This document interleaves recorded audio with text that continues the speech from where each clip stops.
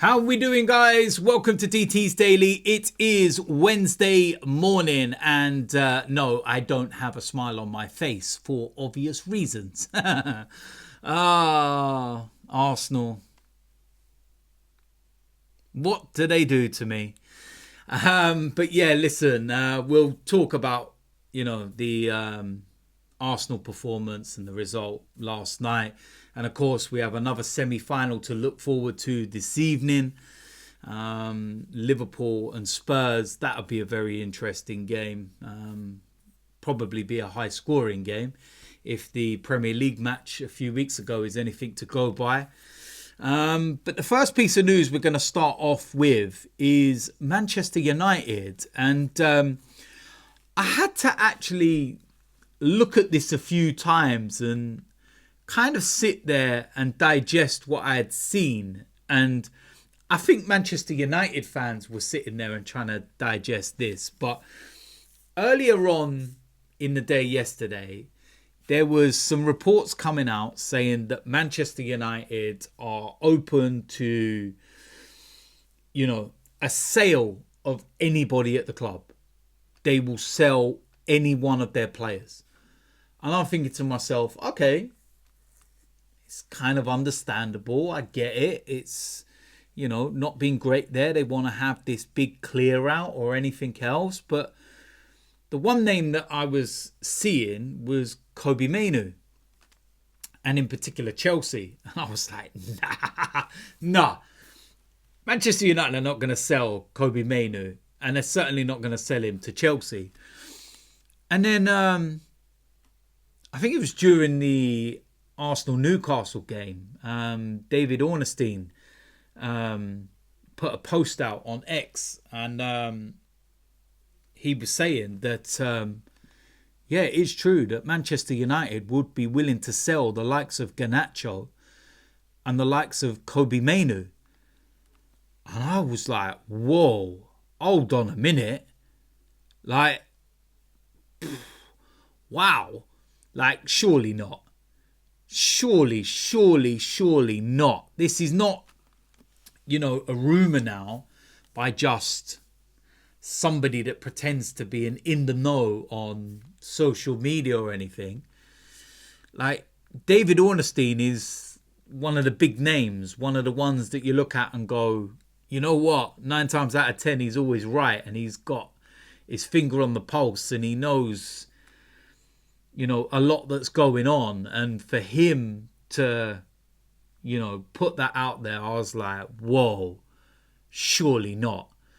If Ineos are trying to repair any bridges that they've already burned with Manchester United fans, then this is not the way to go about it. Garnacho, I don't think there will be loads of Manchester United fans up in arms about it. I think if you speak to them, they're quite mixed on their opinion of him. And I think when you look at his performances, they're quite mixed as well. But Kobbie Mainoo, that's like the local boy, the homegrown talent. That's like Arsenal selling Bukayo Saka. I know Saka's miles ahead in terms of his development and where he is and everything, but you get what I mean in terms of that local boy, that one who burst on the scene. And I think there was a point actually with Arsenal that we could have got rid of Saka. I think that was Unai Emery that was wanting to put him in a swap deal, wasn't it, with Crystal Palace for Wilfried Zaha.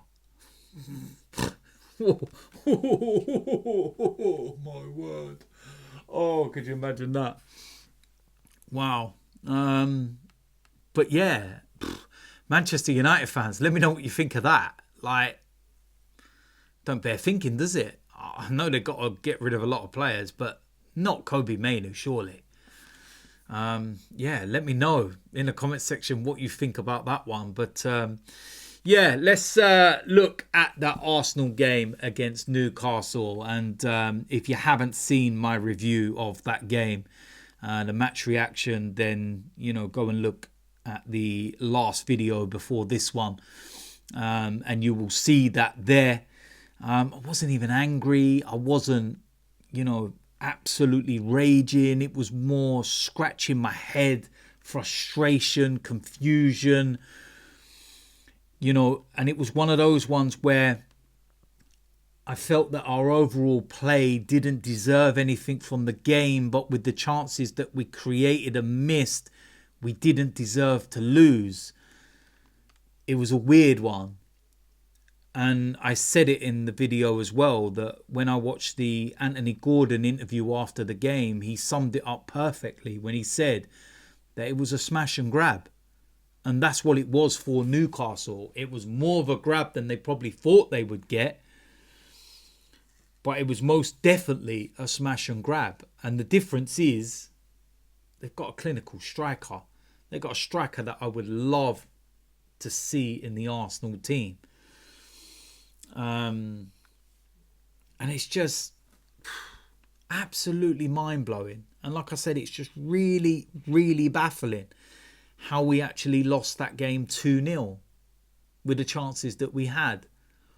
And I know it's 2 legs, but going to St James's Park and winning by 2 goals just to take it to extra time or penalties, whatever it is, can't see it.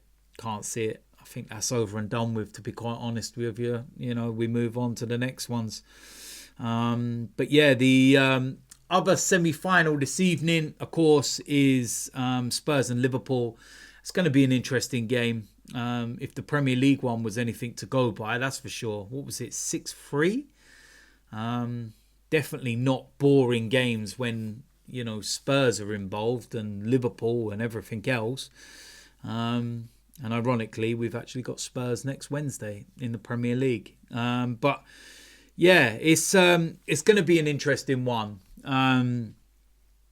Whoever wins this, be playing Newcastle in the final.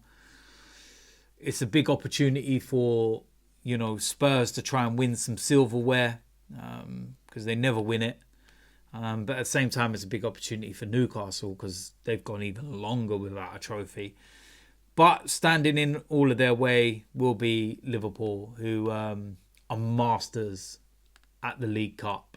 They've won it multiple times. They love this competition. And yeah, Arne Slot will want to get his first trophy under his belt as Liverpool manager.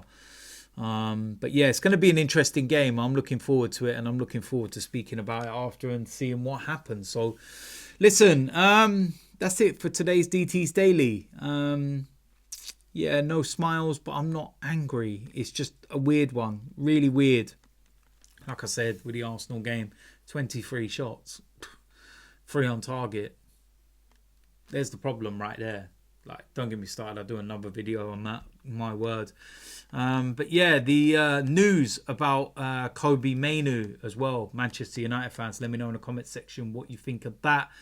Of course, if you are new around here, hit the subscribe button, smash a like on this video, and I will see you lot very soon. I'm out of here.